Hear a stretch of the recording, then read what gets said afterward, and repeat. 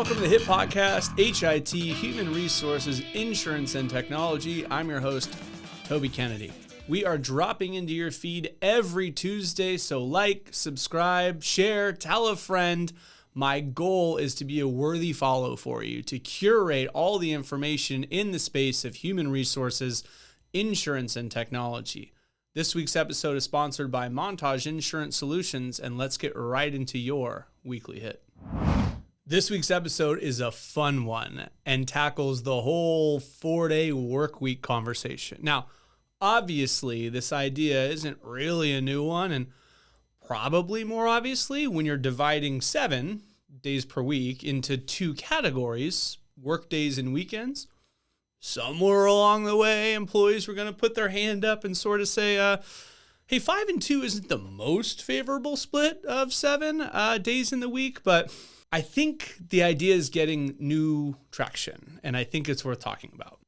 Now, again, you can find articles in the 1970s about the 4-day work week gaining traction, but I think today's generation is looking a little more closely at something the Ford Motor Company came up with 100 years ago, right? The 5-day, 9-to-5, sort of 40 hours per week being the right number of hours to work. The harsh reality is that the pandemic sort of changed the way people view work-life balance.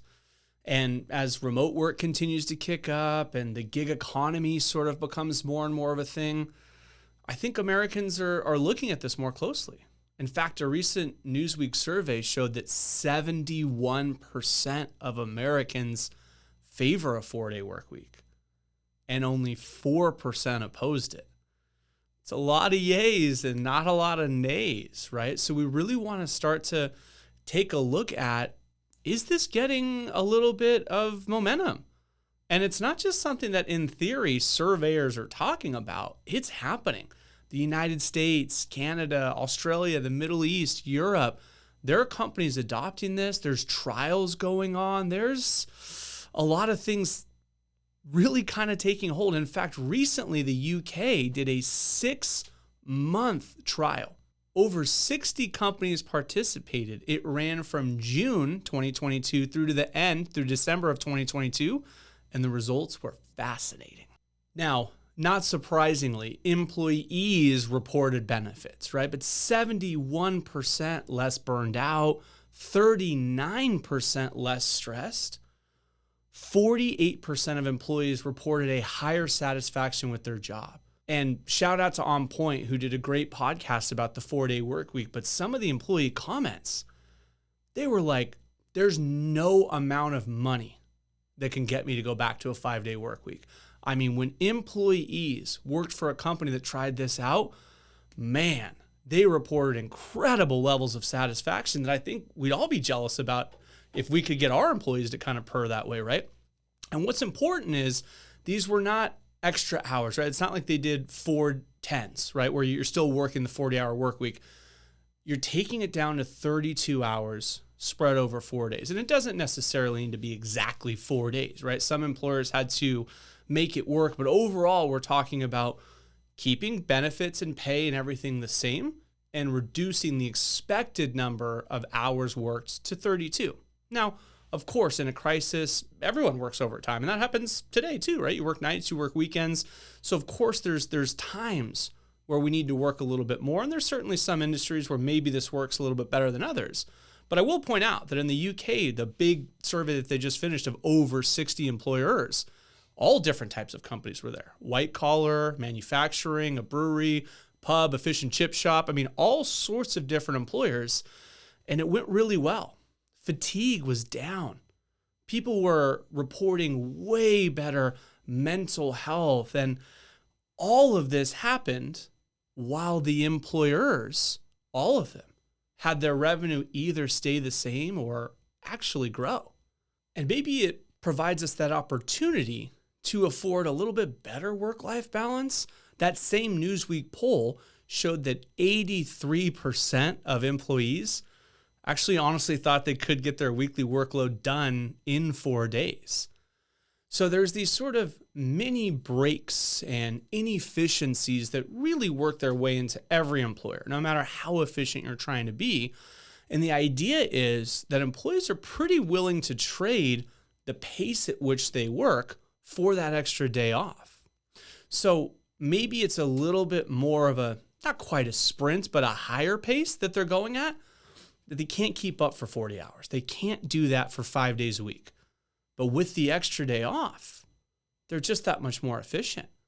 So especially for certain employers, it really makes a ton of sense. Now, the poster child for who it doesn't really work for is obviously healthcare, right? Because we already have, nurses and doctor shortages, and you can't have fewer of those folks. But there are some costs beyond just, hey, profit and revenue. And when we, again, cite that UK study where the employers, their profits were the same, or frankly, in a lot of cases grew, there's more to it than just that metric, right? Because think about how expensive it is, especially in the healthcare side, for all the training and all the work that goes into building these employees up. And if there's an attrition rate and they're leaving, finding new employees and sourcing new candidates, that has a cost and an expense as well. So even in some instances where, hey, we can't keep the same workforce, there's not enough fat to trim out, maybe still making the expectation of what you show up to on a weekly basis, getting closer to an average of 32, even if you have to augment with extra staff. And I know you're not going to be able to squeeze all that money back from a profit standpoint, but for a lot of employers, it is doable.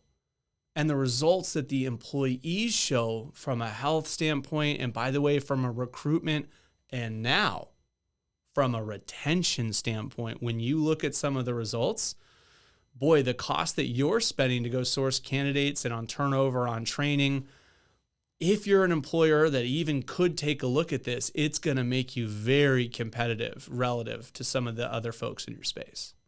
So maybe it's time to take a look at that 100-year-old philosophy that Henry Ford came up with, and maybe it's worth revisiting.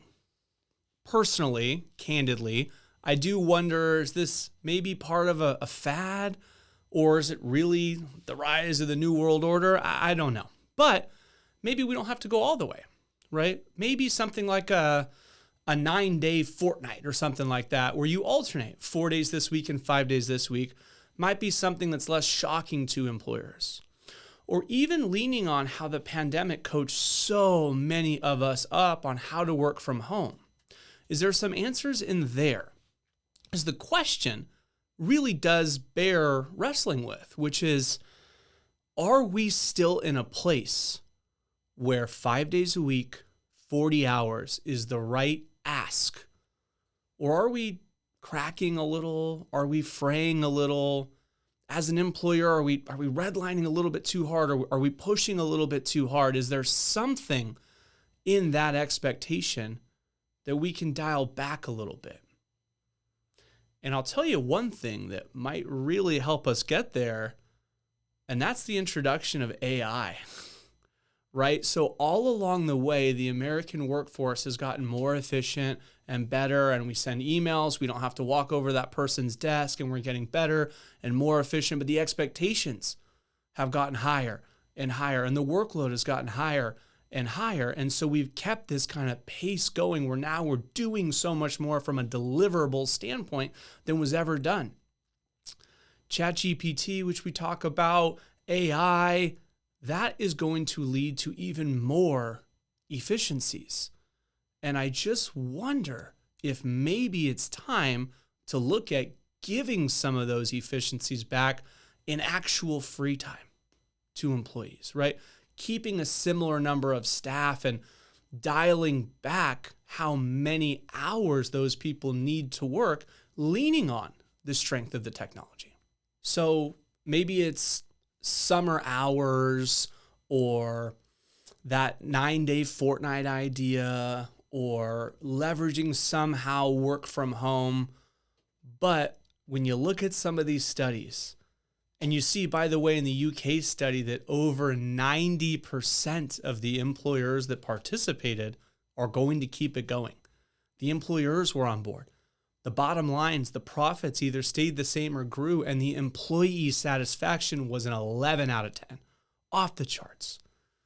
So I just wonder, as this conversation seeps its way into the mainstream, if we can't find some way to say, look, let's have these efficiencies, especially that are coming down the pike with AI, translate to a little bit more leisure and give back on what we expect from a weekly basis for folks to be doing and showing up. And maybe that'll help with some of the cracking and fraying and places we're finding ourselves in today. That's all the time we have here on the H.I.T podcast. Thank you so much for joining us. Join us every Tuesday. Like, subscribe, share, tell a friend. And until next week, make this the best week yet.